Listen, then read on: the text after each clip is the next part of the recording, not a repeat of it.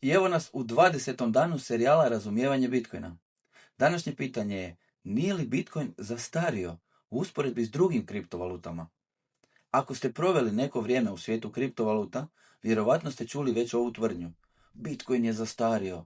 Novije kriptovalute su brže, naprednije, skalabilnije. Ali istina je da je Bitcoin daleko od zastarjelog. U svijetu kriptovaluta postoji nešto što se zove blockchain trilema. Ideja da blockchainovi mogu optimizirati samo 2 od 3 ključna svojstva. Decentralizacija, sigurnost i skalabilnost. No problem je što nijedan blockchain ne može fokusirati se na sva 3. Nešto mora biti žrtvovano. Neki blockchainovi hvale se svim mogućim značajkama, većim brzinama, visokim propusnostima transakcija i sjajnim funkcijama.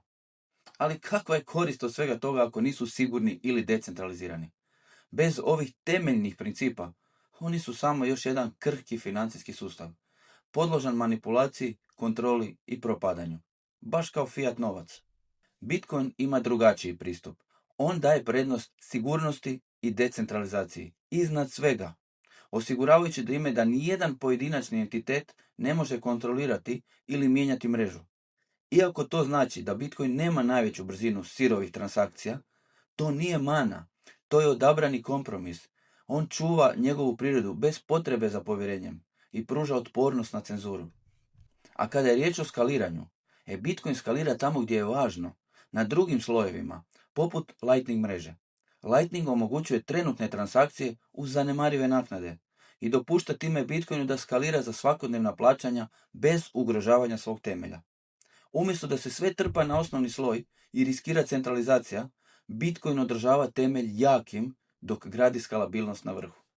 Zato Bitcoin nije zastario, izgrađen je da traje. Bitcoin je veći od svih ostalih kriptovaluta zajedno. Ako je Bitcoin zastario, zašto nikad nije izgubio poziciju broj 1? Tržišna kapitalizacija Bitcoina veća je od svih ostalih kriptovaluta zajedno. Čak i Ethereum, drugi po veličini, manji od 1/5 veličine Bitcoina. Bitcoin je jedina kriptovaluta koju vlade i institucije priznaju kao legitimnu monetarnu imovinu. Bitcoin se izdvaja kao jedina kriptovaluta prihvaćena kao zakonsko sredstvo plaćanja.